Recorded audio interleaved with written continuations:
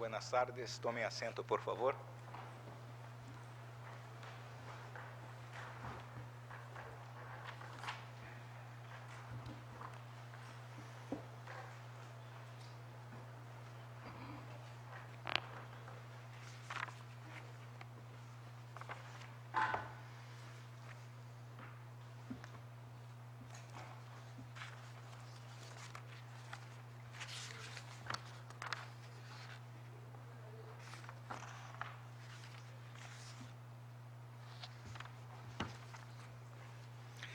Se reabre esta audiência pública sobre o caso Poblete, Vilches e outros versus Chile.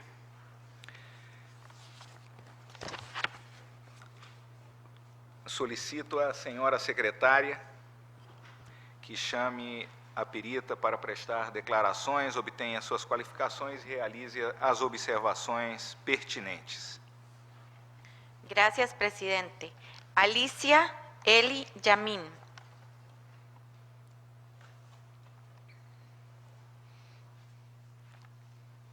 Buenas tardes. Buenas tardes. Acá. Le solicito a la señora perita manifestar ante la Corte su nombre, nacionalidad y lugar de residencia. Alicia Eli Yamin, norteamericana de Estados Unidos. Gracias. La experta deberá limitarse a contestar clara y precisamente las preguntas que se le formulan, ajustándose a los hechos o circunstancias que le consten en relación con su experticia. Se informa a la señora perita que fue citada por la Corte para pronunciarse sobre el consentimiento informado en materia de salud y sus implicaciones en el derecho internacional de los derechos humanos. Asimismo, la perita se referirá a la responsabilidad estatal derivada de atenciones inadecuadas en salud en hospitales públicos, incluyendo supuestos de deficiencias estructurales en dichos hospitales. La perita también declarará sobre el deber de investigar y proveer un recurso efectivo frente a la omisión de obtener el consentimiento informado en materia de salud, así como frente a una atención deficiente en materia de salud, especialmente cuando existe un resultado mortal. Se informa a la perita que, de acuerdo con el artículo 53 del reglamento de la Corte, los estados no podrán enjuiciar a las presuntas víctimas, a los testigos y a los peritos, a sus representantes o asesores legales, ni ejercer represalias contra ellos o sus familiares a causa de sus declaraciones, dictámenes rendidos o su defensa legal ante la Corte. Solicito a la perita que se ponga de pie para que el señor presidente le tome el juramento de rigor. Gracias, presidente. Bem-vinda, senhora perita. Senhora jura ou declara solenemente que exercerá suas funções de perita com toda a honra e toda a consciência? Así lo juro. Por favor, tome assento.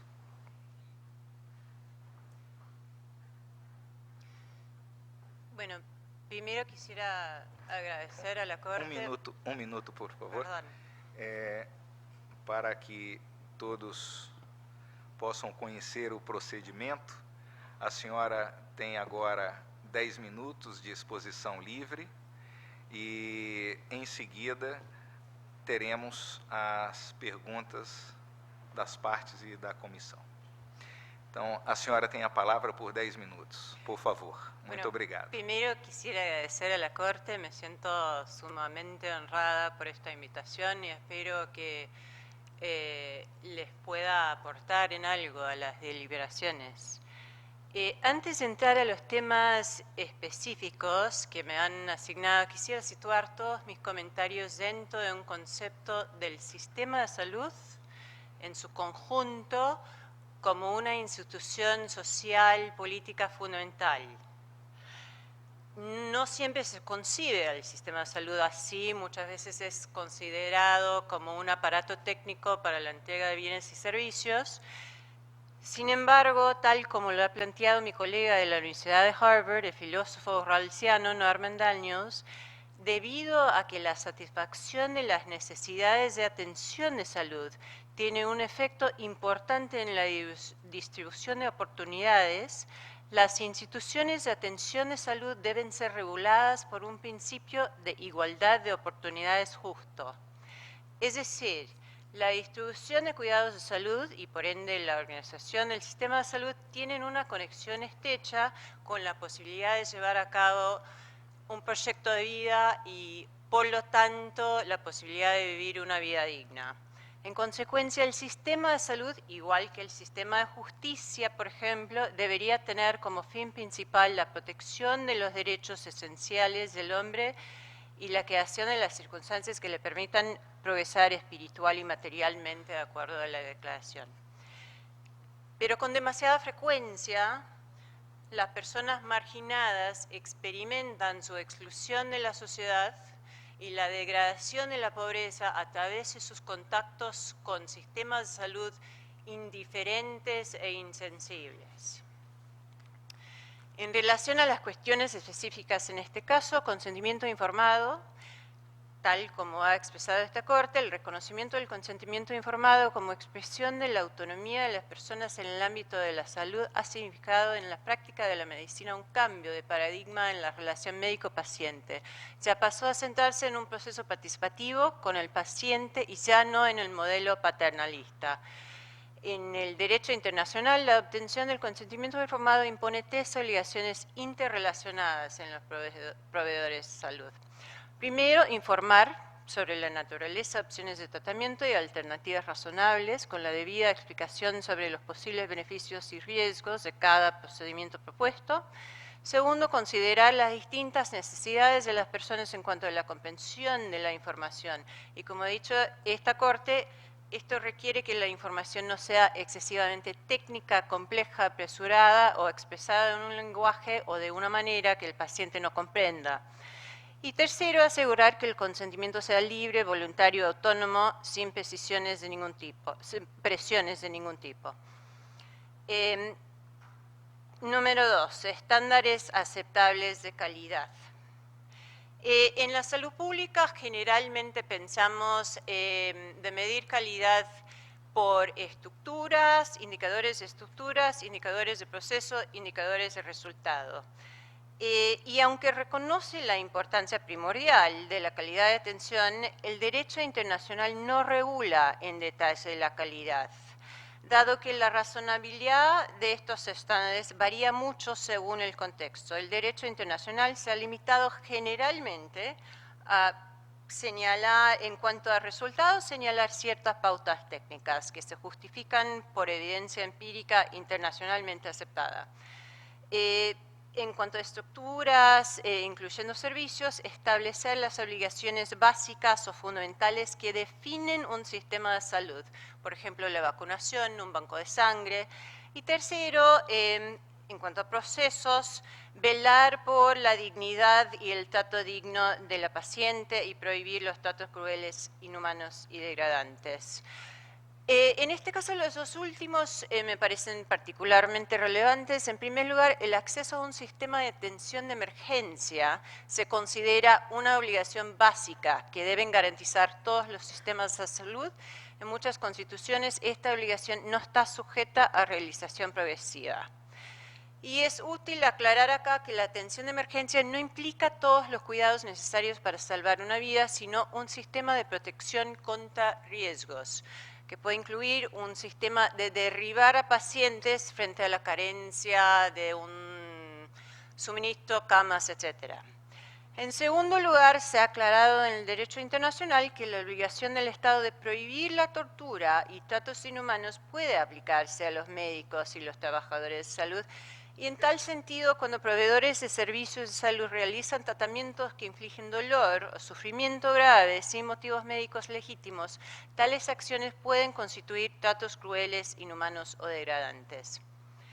Tercero, la obligación de fiscalizar y brindar recursos efectivos. En el caso Jiménez López, esta Corte ha reconocido que los estados son responsables de regular permanentemente los programas y prestación de servicios y que deben crear mecanismos adecuados para inspeccionar las instituciones, presentar, investigar y resolver quejas y establecer procedimientos disciplinarios o judiciales apropiados para casos de conducta profesional indebida o de violación de los derechos de los pacientes. Por su parte, el Comité de CEDAW también notó la obligación de fiscalizar y de brindar recursos efectivos en el caso ALIN, y es acorde con la jurisprudencia de la Corte Europea de Derechos Humanos. El Comité de Derechos Económicos, Sociales y Culturales también ha sido claro en este sentido. Pero siguiendo lo dicho arriba, cabe subrayar que además de mecanismos administrativos para velar por la conducta de profesionales, también habría la necesidad de recursos efectivos en caso de fallas institucionales. Es importante que la protección judicial de los derechos relacionados con la salud no se confundan con una incitación a demandas por mala praxis o pedidos de sanción penal o civil contra los trabajadores de primera línea. Los tribunales nacionales en varios países han exigido a los poderes ejecutivo y legislativo que reformen leyes, políticas y prácticas discriminatorias que afectan al goce efectivo de la salud y que faciliten el acceso a la información relacionada con la salud. También han requerido justificación pública para la razonabilidad de las políticas y prácticas en relación con la salud. En conclusión, además de resolver esta disputa concreta, me parece que este caso le ofrece a la Corte la oportunidad de reconocer explícitamente el papel del sistema de salud de manera estructural en la protección de la dignidad, la inclusión y los derechos humanos. Muchas gracias. Muito obrigado, senhora perita Alice Eli Amin.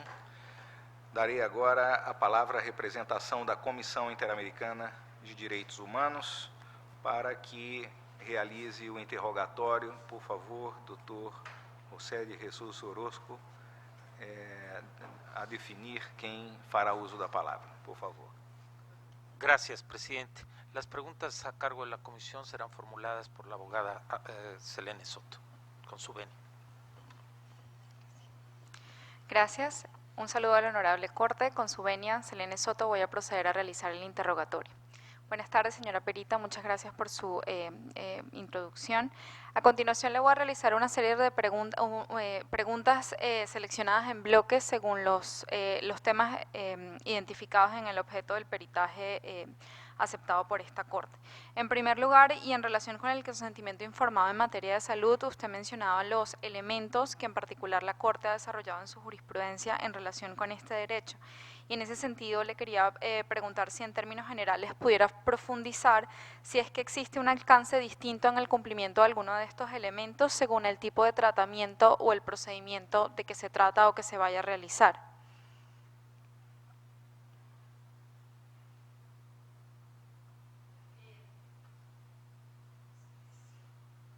Perdón. Sí, el consentimiento informado no debería ser considerado como un estándar único, rígido. La idea que bien ha planteado esta Corte es que implica un proceso de comunicación. O sea,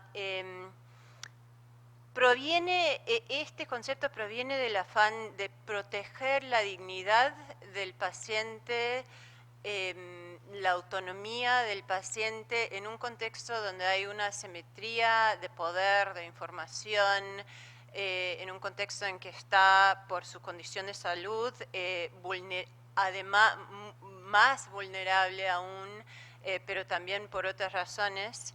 Así que dependiendo de la intervención, dependiendo del paciente, sí varía lo que se requiere en cuanto al consentimiento informado.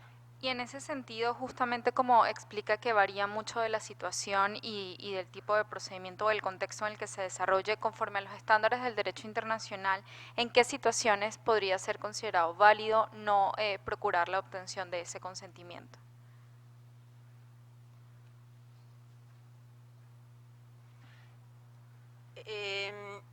Hay dos situaciones en que podría ser considerado quizás válido. Una situación es cuando el paciente no tiene capacidad, pero cabe decir que esa incapacidad tiene que ser verificada empíricamente. O sea, no se puede basar en estereotipos, por ejemplo, que las mujeres no pueden pedir ciertos procedimientos, tiene que consentir el marido, adolescentes en acceso a servicios de salud reproductiva o sexual, hasta personas con discapacidad mental pueden consentir en ciertas ocasiones. Así que esa incapacidad tiene que ser verificada empíricamente. Y segundo, puede haber una situación de emergencia, por ejemplo, durante una cirugía y los médicos se dan cuenta que pasó algo imprevisto y que tienen que hacer otra intervención. En ese caso tampoco se requeriría un consentimiento informado. En el primer caso, el caso de incapacidad, se supone que tiene que haber un consentimiento por sustitución. O sea, que podría ser, por ejemplo, la pareja, podría ser un madre o padre, en algunos casos representante legal. Y en relación con los elementos que usted mencionaba que han sido desarrollados por esta Corte sobre el consentimiento informado, específicamente el elemento sobre la exigencia de tomar en cuenta las necesidades de la persona, y usted mencionaba también el estándar de igualdad de oportunidades, nos gustaría si pudiera compartir con la Corte qué consideraciones especiales podría tener la situación socioeconómica de la persona directamente involucrada o de la familia en caso de que también corresponda. Bueno, esta Corte ha reconocido la necesidad de abordar, superar las desigualdades estructurales en la comunicación, que también ha sido afirmado por el relator especial, por ejemplo, y esto es importante, me parece, porque si se concibe la salud como una mercadería, el sistema de salud como un mercado más, se podía bastar con dar un listado de opciones al consumidor de un bien de salud. Pero este no es el caso. En la jurisprudencia de la Corte, en la concepción de derechos humanos, que es un proceso para salvaguardar la dignidad de la persona humana, que no pierde esa dignidad entrando a un hospital público. Así que requiere de una conversación para que ese paciente entienda cabalmente lo que significa este procedimiento, los riesgos, los beneficios, los cuidados postoperativos, etcétera. Y por ejemplo, en los casos que usted mencionaba, cuando se tiene que aplicar el consentimiento por sustitución, ¿en qué medida ese alcance que usted estaba precisando sobre la manera de asegurar que el paciente entienda también debe ser aplicado a las personas a las que se le delega la posibilidad de dar el consentimiento informado? Bueno, primero, no hay que esperar a que un paciente diga, no entiendo. O sea, impone un deber activo en el Estado, una obligación activa en el Estado de asegurarse que entienda cabalmente el paciente lo que está pasando. Y eso se facilita mucho si se constata por escrito, no si se firmó un documento que pueda servir en una disputa legal, pero todo el proceso de la conversación, de las preguntas que tenía el paciente, se facilita mucho si hay un registro por escrito. ¿Y usted considera que habría algunos elementos específicos que deberían incluirse en ese registro, en este tipo de situaciones que usted menciona, a los términos de analizar las obligaciones del Estado? Bueno, los elementos que acabo de enumerar, o sea, la información completa, fidedigna, los posibles beneficios y riesgos, sus distintas necesidades, por ejemplo, si es una persona que vive en condiciones de extrema pobreza a lo mejor no podrá hacer visitas postoperatorias muy fácilmente.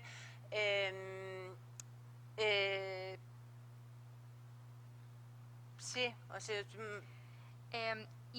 Ahora me voy a referir a lo relativo al deber de investigar y proveer un recurso frente a la omisión de obtener el consentimiento informado. Y puntualmente lo que quería pedirle si pudiera profundizar sobre qué tipo de responsabilidades o mecanismos de rendición de cuentas deberían derivarse de cuando se verifica esta omisión en en obtener el consentimiento informado en materia de salud.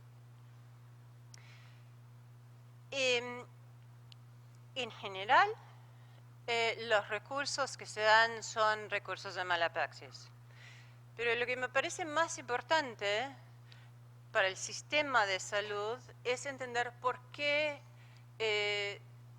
si no lo hubiera, por qué no hubo consentimiento informado en este caso. O sea, porque los trabajadores de salud se sentían apresurados, porque no entendían bien el procedimiento de ellos mismos, porque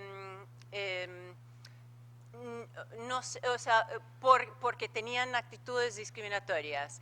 O sea, ese tipo de cosas para una investigación que averigüe por qué pasó esto. No solamente cómo pasó, pero por qué pasó.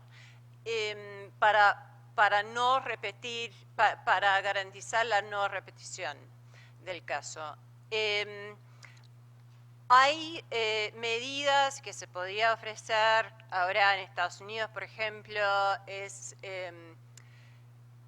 muy común brindar capacitación en lo que se llama competencia cultural, o sea, comunicación a través de comprensión de distintas culturas y que también comprende comprensión de distintas maneras de entender la salud, distintos niveles de educación. En Perú algo parecido se llamaba capacitación intercultural, o sea, es la misma idea, pero habría que haber un seguimiento para ver si los trabajadores de salud sí están siguiendo estas pautas. Muy bien. En relación con la responsabilidad estatal derivada de atenciones inadecuadas en hospitales públicos por circunstancias que usted mencionaba como deficiencias estructurales, ¿usted considera que un Estado parte bajo la Convención Americana puede ser responsable internacionalmente por la violación de derechos a la vida, la integridad personal y salud derivada concretamente de deficiencias estructurales en hospitales públicos?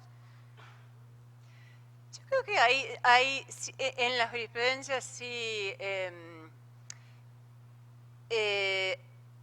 hay mucho en la jurisprudencia que dice que el derecho a la vida requiere que el Estado haga todo lo posible razonablemente para salvar la vida, para asegurar una vida en condiciones dignas.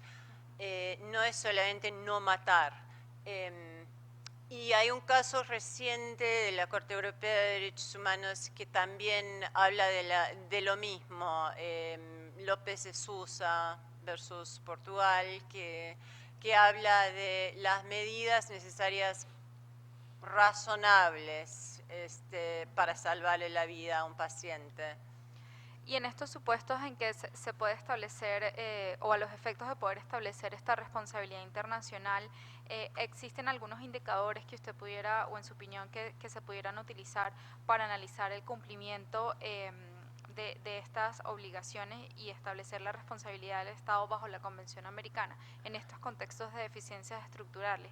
Por ejemplo, usted mencionaba el aspecto relacionado con emergencia, con situaciones de emergencia como una necesidad básica. ¿Habría alguna diferenciación o qué indicadores se pudieran tener en cuenta en ese sentido? Bueno, en relación a indicadores, creo que habría que volver a lo mismo, ese análisis de estructuras, indicadores de estructura, indicadores de proceso, indicadores de resultado. Y indicadores de estructuras, ver si el sistema de salud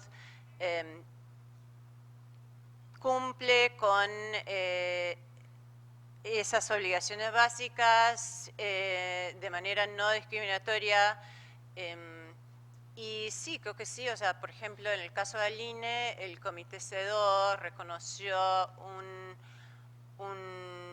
una deficiencia estructural. En el caso de procesos, ya hemos hablado del consentimiento informado, de capacitación, pero de seguimiento a esa capacitación y de procesos. Hay muchísimas guías, protocolos clínicos, protocolos institucionales, de acreditación de instituciones, pero todo hay que darle seguimiento a todo para que funcione como un mecanismo de rendición de cuentas. Y en situaciones más específicas, donde se establece la necesidad de un tipo de tratamiento en condiciones de escasez de un hospital público, donde hay algún tipo de deficiencia en ese hospital, ¿qué obligaciones concretamente usted considera que se pudieran derivar de la Convención Americana en este supuesto?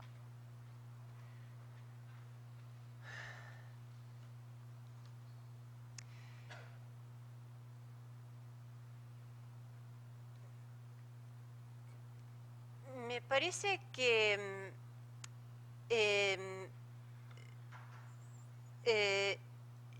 no sería apropiado entrar a decir que un tratamiento específico es necesario para una calidad de atención adecuada.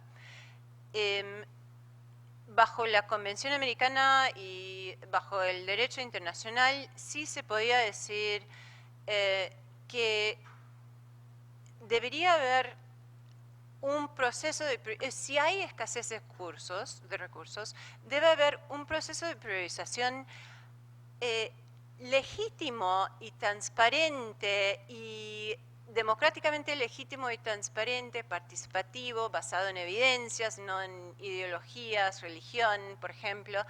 Pero el trabajador de salud, en primera línea, es un portador de derechos dentro del sistema de salud, además de un portador de obligaciones.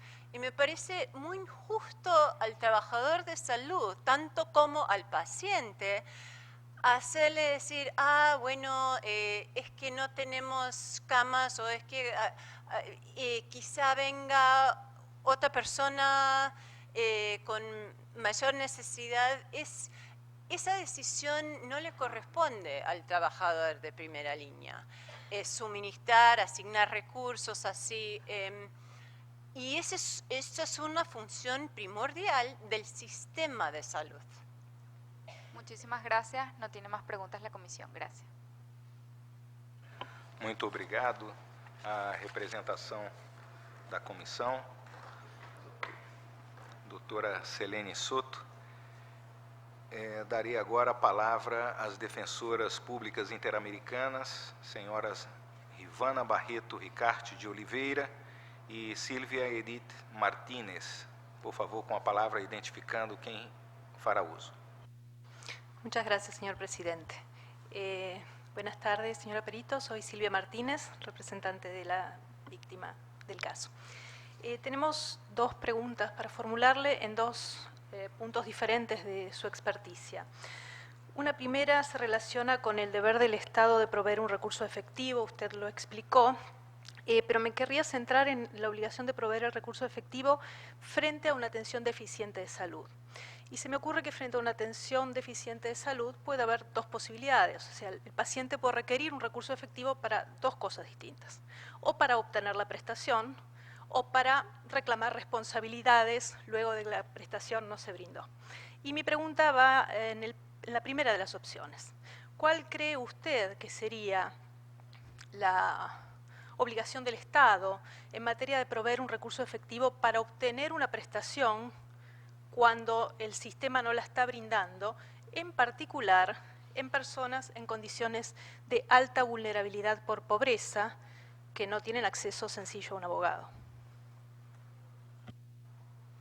Si entendí bien, o sea, está hablando de un recurso quizá de amparo, quizá de tutela, para acceder al servicio. Bueno, mi opinión es que debería haber tal mecanismo, en particular para personas en condiciones de pobreza o vulnerabilidad. ¿Y cuál cree usted que sería ese recurso en gente que no puede pagar un abogado? Bueno, a lo largo de la región ha habido mucho litigio por medio de recursos de protección de derechos fundamentales, de amparos, de tutelas en Colombia, de recursos parecidos en Brasil, y han funcionado, pero hay, o sea, no han funcionado siempre para reformar los sistemas de salud, porque la gente que tiene más acceso al Poder Judicial también tiene más acceso a los servicios de salud. Y la otra pregunta que le queríamos formular tiene relación con la responsabilidad estatal derivada de atenciones inadecuadas. Usted se refirió a la responsabilidad estatal por violación del derecho a la salud en conexión con el derecho a la vida y en conexión con el derecho a la integridad personal. Y nuestra pregunta es pedirle si fuera tan amable darnos su opinión respecto de la posibilidad de violación autónoma del derecho a la salud, ya no vinculada a un derecho civil y político.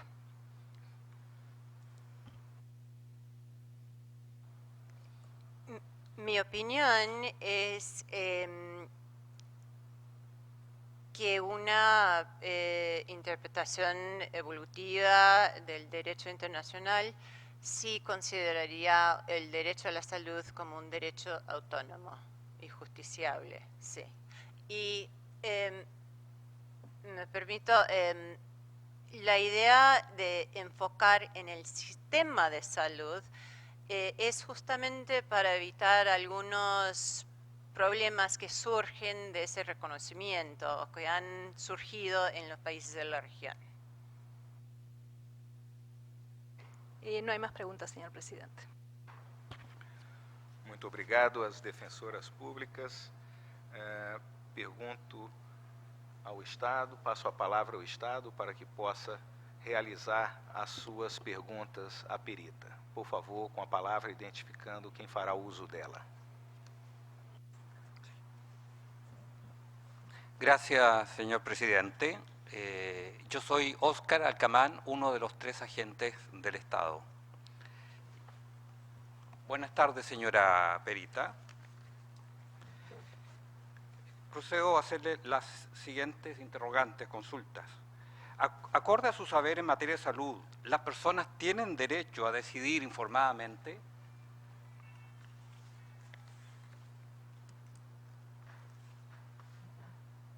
Sí. ¿Las personas tienen el derecho a otorgar o denegar su voluntad para someterse a cualquier procedimiento o tratamiento? Dentro de ciertos parámetros. Sí. Perdón, ¿dentro de qué parámetros si puede...? Y, por ejemplo, la vacunación ha sido obligatoria para entrar a la escuela, por ejemplo, cosas así. Com permisso. Senhora perita, se pode falar mais cerca del micrófono y más claro, fuerte. En varios países la vacunación obligatoria ha sido aprobada como una condición de ir al colegio.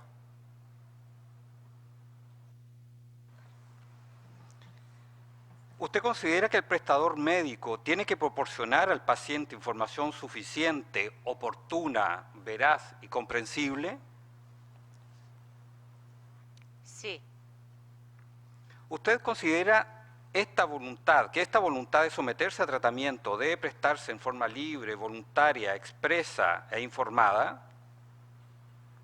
Sí, cuando sea posible, sí. ¿Usted considera que el profesional tratante con ese propósito debe entregar al paciente información de su estado de salud, el diagnóstico de su enfermedad, alternativas de tratamiento para su recuperación y de los riesgos posibles del pronóstico esperado, y del proceso previsible del postoperatorio cuando proceda? Quisiera recalcar que dije que el estándar del consentimiento informado no debería ser considerado como un estándar rígido y descontextualizado. Así que dependería un poco de la persona, la intervención, el contexto. Entonces, ¿piensa que esta información debe entregarse de acuerdo, en consideración con la edad y condición personal y emocional del paciente?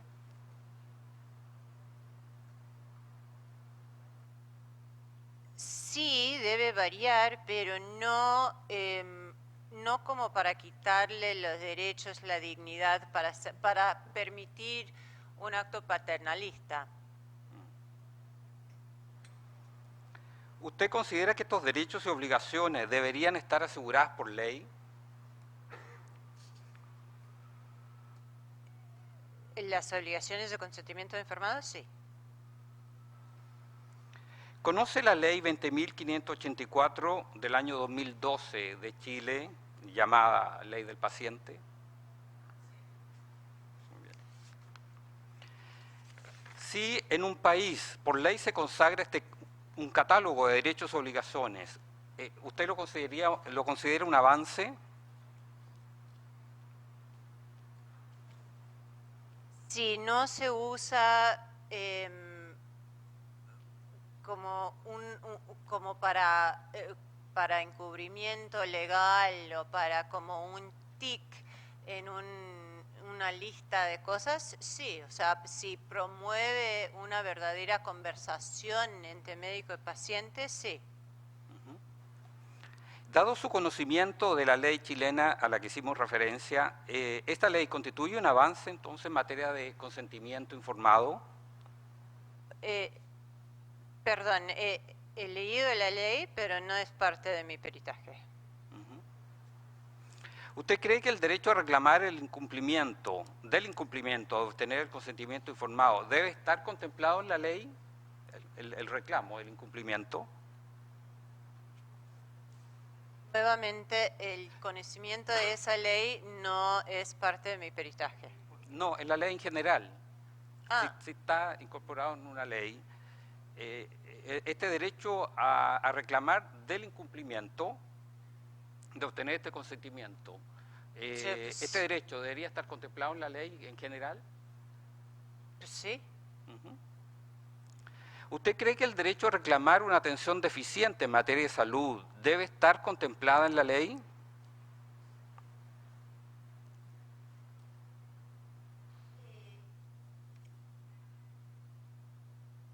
Sí, en el sentido de que siempre debe haber un recurso efectivo, pero vuelvo a repetir que no estoy a favor de la incitación de demandas de mala praxis. O sea, me parece que los recursos y la fiscalización eficiente del sistema de salud empieza mucho antes. Y que a veces los litigios individuales pueden exacerbar disfunción dentro del sistema, crear chivos expiatorios en trabajadores de primera línea. Y si en un país X se consagran estas instancias de reclamo por incumplimiento del deber del consentimiento informado, de obtener el consentimiento informado o de la atención deficiente, ¿usted consideraría que constituye un avance de estar contemplado en una ley? Sí.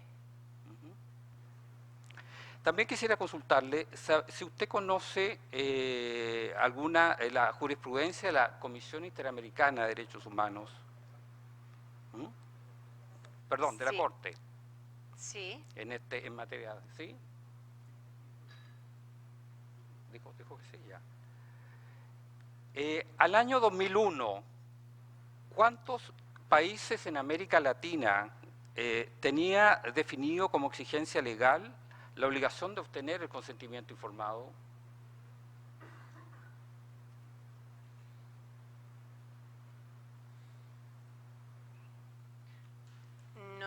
No sabría decirle, pero la existencia de un recurso puede ser por otra vía. O sea, por ejemplo, en Estados Unidos, mala praxis es un tort. Perdón, y la última consulta que tengo que hacerle es ¿de qué año es la jurisprudencia a la que hicimos mención recientemente? En el 2001. Usted hizo mención. ¿De la Corte Interamericana? La jurisprudencia, 2001. Sí, usted sí, hizo mención. La Corte, no, voy a formularla de nuevo. ¿De cuándo es la jurisprudencia de la Corte Interamericana en materia de consentimiento informado? Que usted nos señaló que conocía.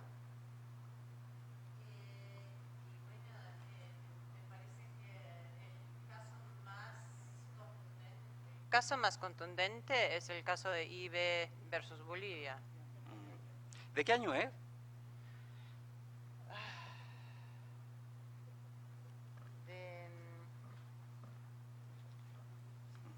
Lo tengo acá. Bueno. Pero de la primera década de 2016. 2016, perfecto. Muchas gracias, señora Perito. Estas son las preguntas que tenía que formularle. Gracias. Muito obrigado à representação do Estado. Cumpre agora aos senhores juízes e à senhora juíza que possam formular perguntas à senhora perita. Pergunto, em primeiro lugar, ao juiz Patrício Pasminho Freire, se deseja formular perguntas. Juiz Raul Safaroni. Juíza Elizabeth Ódio Benito. Juiz Humberto Sierra Porto. Juiz Eduardo Ferrer Magrego, con la palabra. Gracias, señor presidente. Muy buenas tardes, señora perita. Este consentimiento informado, ¿qué derechos comprende? ¿Y quiénes son los titulares? O sea, ¿está dentro de otros derechos o es un derecho autónomo? O en materia de salud estamos hablando, ¿no? ¿O es parte del derecho a la información? ¿O qué derechos comprende?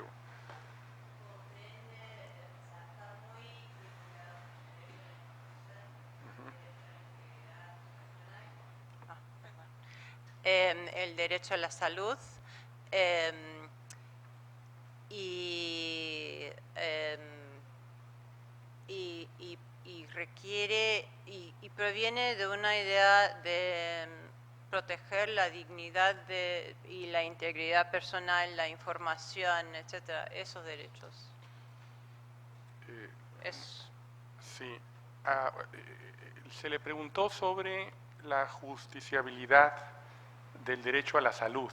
Usted mencionaba las experiencias, las prácticas en algunos países de la región, hacía mención creo que Brasil, Colombia, tutela jurídica, amparo, o sea, garantías constitucionales específicas que pueden ser utilizadas para proteger el derecho a la salud. Y dijo que estaba de acuerdo. Pero también mencionó que quienes tienen acceso a este recurso o a estos medios de protección constitucionales son quienes tienen mejor nivel adquisitivo, que no está al alcance de todos y que por eso se requería que estos medios, o quiero que explicites, y creo que así lo entendí, es necesario que estos medios también se vayan más allá del caso concreto y vean cuestiones de política pública. A mi juicio sí, o sea, el diluvio de litigio en cuanto al derecho a la salud en la región, hay casos colectivos importantes, casos macro sentencias, por ejemplo en Colombia, pero mayormente han sido litigios individuales, explotando disfunción y oportunidades dentro de los sistemas de salud. Y por eso he hecho tanto hincapié en el hecho del sistema de salud como un sistema equitativo que contribuye a la democracia inclusiva. Ya no se trata de obtener un medicamento para agregar a un plan obligatorio, sino la posibilidad de universalizar ese tratamiento, la posibilidad de eliminar disparidades, y me parece que es sumamente importante esa mirada. De cambios estructurales. De cambios estructurales, que es mucho más fácil en países como Sudáfrica, India, etcétera, pero vuelvo a repetir que hay casos colectivos, hay casos, sentencias estructurales en esta región también. Muy bien. Y volviendo a la primera pregunta, ¿no? El consentimiento informado, por lo tanto, tiene varias vertientes, ¿no? Pero dependiendo del caso se puede encajar en algún derecho en particular, por ejemplo, acceso a la información, derecho a la salud, porque la mirada con la cual se puede analizar el consentimiento informado puede variar, según el énfasis que se le pueda dar, si lo consideramos dentro del derecho a la salud o dentro del derecho a la información, porque cada derecho tiene su contenido, su propia especificidad, y eventualmente esto también repercute en obligaciones diferenciadas para los estados. En el caso específico de un consentimiento informado en materia de salud, donde interviene una persona adulta derivado de una mala praxis médica o de un mal tratamiento, ¿desde qué perspectiva sería más propio analizarlo? Bueno, a mi juicio sería más apropiado considerarlo dentro del derecho a la salud, intelectualmente coherente, y el Comité de Derechos Económicos, Sociales y Culturales ha sido muy claro en este sentido, que el derecho abarca acceso a servicios, pero también libertades, por ejemplo, consentimiento informado. ¿Tendría alguna consecuencia práctica esta visión? O sea, verlo desde el derecho a la salud de manera directa y no en conexión con otros derechos. Tiene una implicación práctica para la jurisprudencia, en que se entienda el derecho como algo con aspectos negativos y aspectos positivos, y permite un análisis más profundo de ese derecho y de los componentes del derecho a la salud, y tiene un efecto en la práctica porque sería un incentivo para educar, capacitar a los profesionales de salud de cierta forma. Muchas gracias, señora Perita. Agradecemos su presencia esta tarde en la Corte Interamericana. Es todo, señor presidente. Muito obrigado, senhor juiz Eduardo Ferrer Magrego. Eu próprio tenho algumas perguntas. A senhora compreende bem português? Si habla despacio, sí, comprendo perfectamente. Muito obrigado. Assim farei. E la luz aqui. Muito bem. Ainda quanto ao consentimento informado, claro que a jurisprudência vem paulatinamente nos países da região firmando um conceito e, posteriormente, a Corte Interamericana também afirmar sua jurisprudência. Porém, antes do âmbito jurídico, o debate surgiu no âmbito da deontologia médica, não é isso? Então, com relação a esse surgimento, a senhora poderia nos explicar um pouco quando surge o primeiro protocolo sobre consentimento e como isso vem se construindo ao longo do tempo? Claro, de uma maneira resumida, não precisa fazer um histórico completo, né?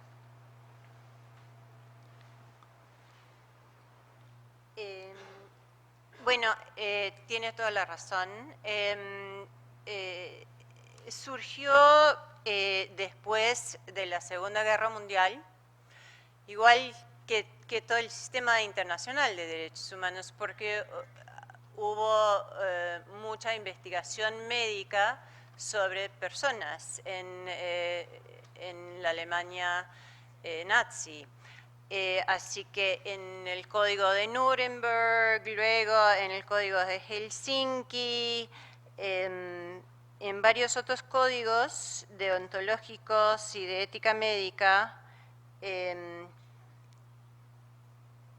Declaración de Helsinki era de 64, pero realmente surgió después de la Segunda Guerra Mundial y se ha ido paulatinamente incorporándose a las normas, y por ser distintos los sistemas de salud, tanto como los sistemas de justicia, se ha ido incorporando a um ritmo variado, diria. Perfeito. Então, é isso, é uma construção que vem da área, médica, jurídica, no pós-guerra, pelas experiências que se fizeram atrozmente na Segunda Guerra. Após isso, há neste expediente um reconhecimento parcial de responsabilidade internacional por parte do Estado, que a Corte valoriza. Porém, há um detalhe que gostaria que a senhora pudesse nos ampliar informação. É que o Estado realiza esse reconhecimento apenas com relação ao senhor Poblete Vilches, que faleceu, e não à família, ou seja, foi limitado inclusive a responsabilidade internacional por afetação ao direito de integridade física e autodeterminação e tomar decisões livres estabelecidas na Convenção Americana. Ou seja, se realizou esse reconhecimento quanto ao senhor Poblete Vilches ter a oportunidade de decidir por si. O que a senhora acha com relação à família?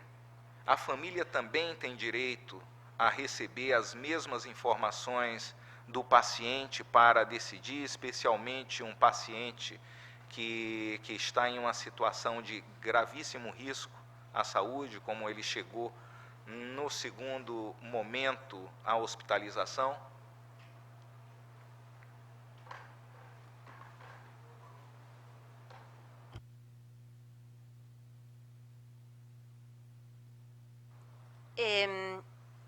Bueno, en cuanto a la primera parte del comentario y pregunta,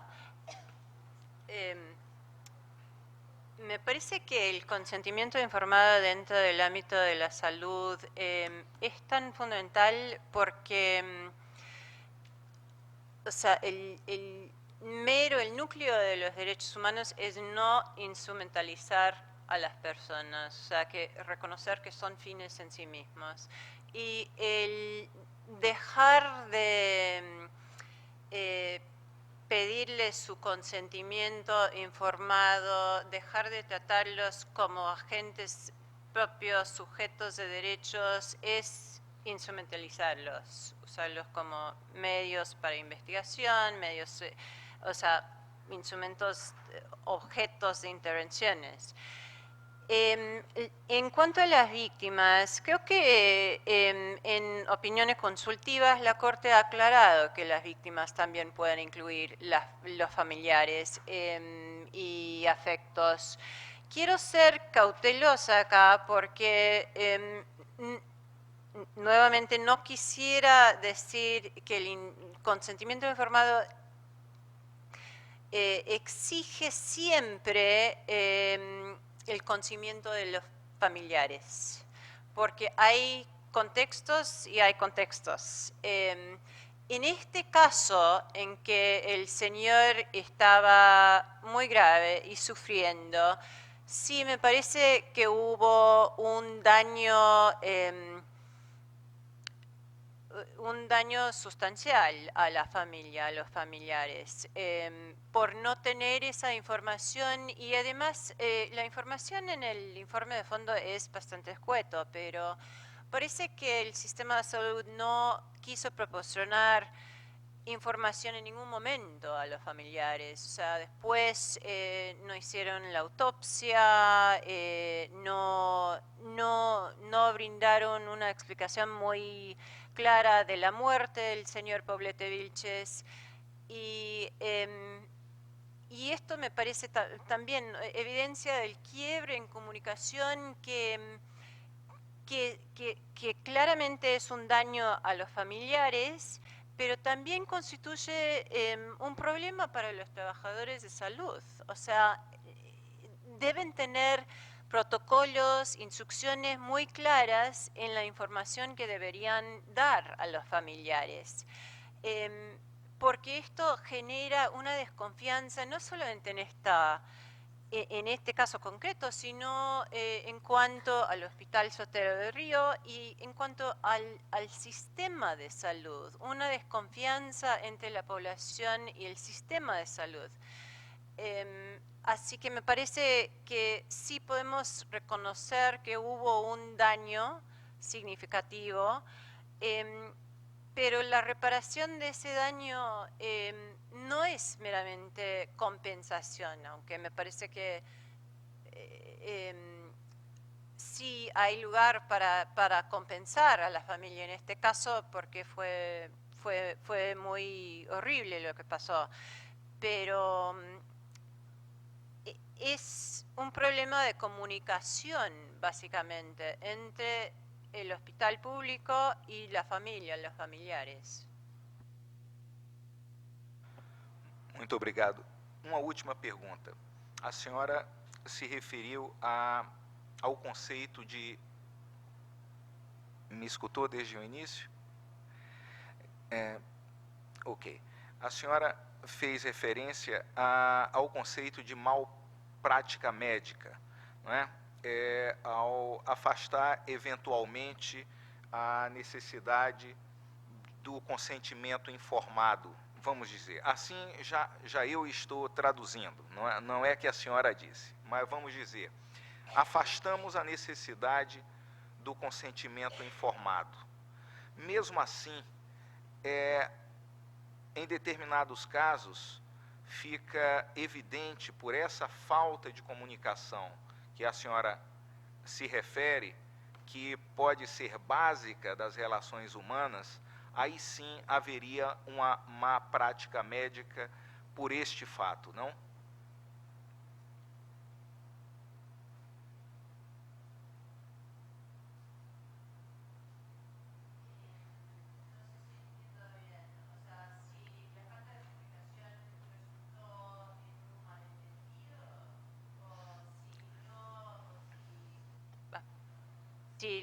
Si el paciente no entendió la naturaleza de la intervención. Vou simplificar.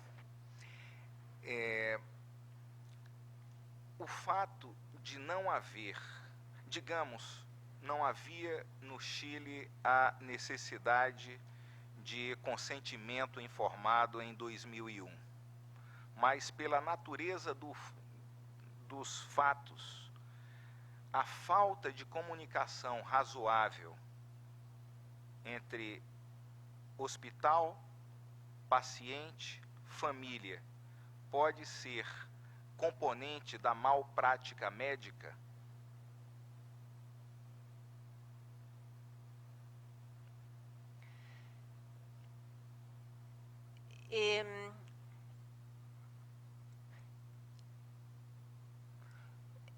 Yo creo que una falta de comunicación básica, sí, podría entenderse como un estándar inadecuado de atención y dar lugar a mala praxis médica. Muito obrigado pelas esclarecedoras respostas e por sua peritagem, muito válida para a Corte. Nós, nesse momento, então,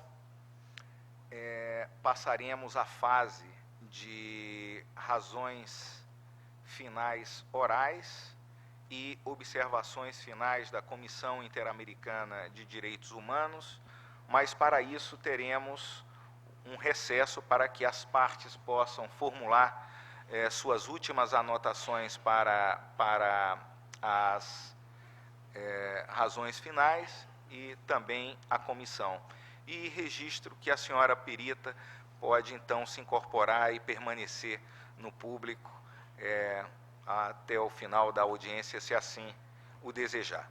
Então, neste momento, suspendemos os trabalhos, são 16 horas e 25 minutos, voltamos, digamos, às 5 horas.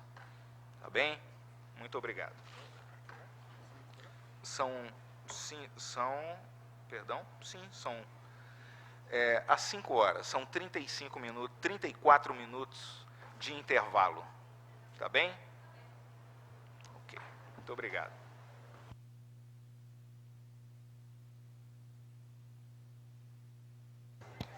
Por favor, todos de pie. La Corte se retira.